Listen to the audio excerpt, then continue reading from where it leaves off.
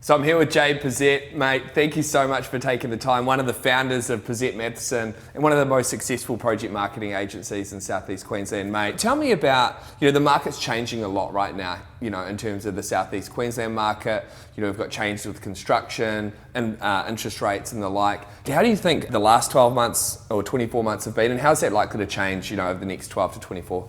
Yeah, absolutely. Look, I think in our game with our craft, we're now in a position where we've got to get back to nuts and bolts project marketing. And what that essentially means is providing the buyer with an end-to-end journey, and that will start with spectacular display suites, obviously incredible marketing that draws the leads in and the inquiry. So for us, we've found over that last 24 months, very fortunately, that it's been a lot easier to execute a sale. And we've seen that in the market from $700,000 stock right through to top-end stock at $10 million. Yeah, wow. So now I feel as though the market is really, it's going to require more attention and more attention to detail. So I think businesses that have that end-to-end solution, whether it be analysts, whether it be contracts administrators, in-house marketing, is what it's going to take to execute a project from end to end. Because what we often forget about in our space is, we execute the sale as such, which is really a 10% deposit.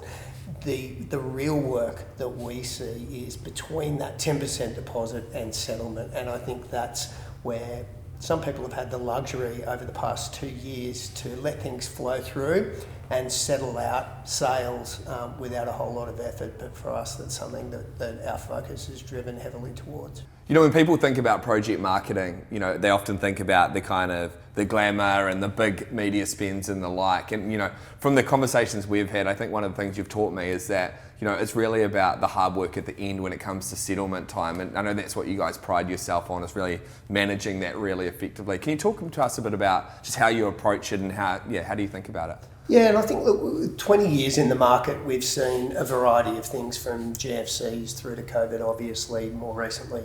But what it is mitigating risk for the developer. And that is a process that sort of evolves probably more so towards settlement. So by keeping in contact with buyers, you actually find out their situation, and people's situations change. So for us, we've really got to work with them to, whether it be obtain finance, work with people to provide furniture and provide a solution for them so it makes their settlement journey a lot easier and a lot more effective. We want to mitigate that risk wherever possible. And when markets change, buyers' circumstances change and their businesses change in totality. So for many developers, many people think they're looking for the opportunity, but for us that have been working in the market for a long time, it's actually they care more about how do they manage the risk. And how do you guys kind of think about, partnering with developers to help them manage the kind of downside potential as markets can change? Yeah, well, it starts with the site in itself and working and reverse engineering feasibilities and that level of honesty. And that's driven by relationships and long-term relationships and time in market. So for us, we mitigate risk right through from actually qualifying the buyer, not just put down a 10% deposit, but whether they have the capacity to settle and how their journey may flow out.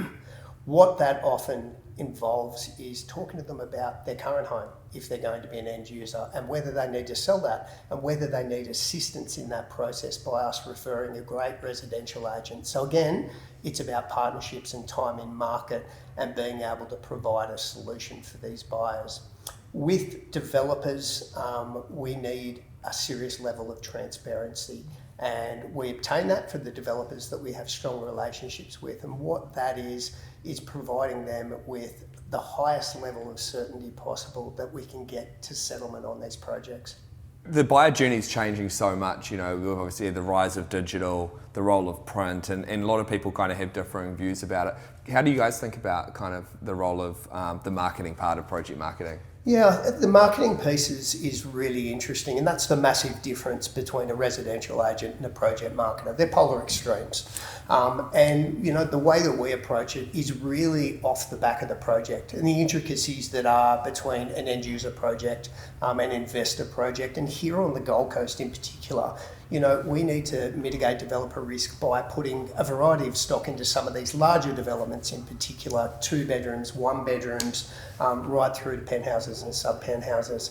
So we find ourselves in a position where we tailor that marketing campaign. And obviously, if it's a retail campaign, really heavily driven towards online advertising, a little print media, sometimes there may be a splash of billboards or whatever it may be.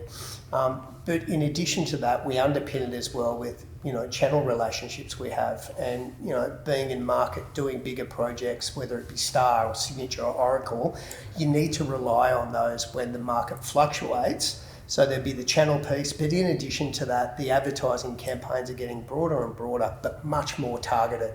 And we need to work with people that not only provide leads, but provide exceptional leads.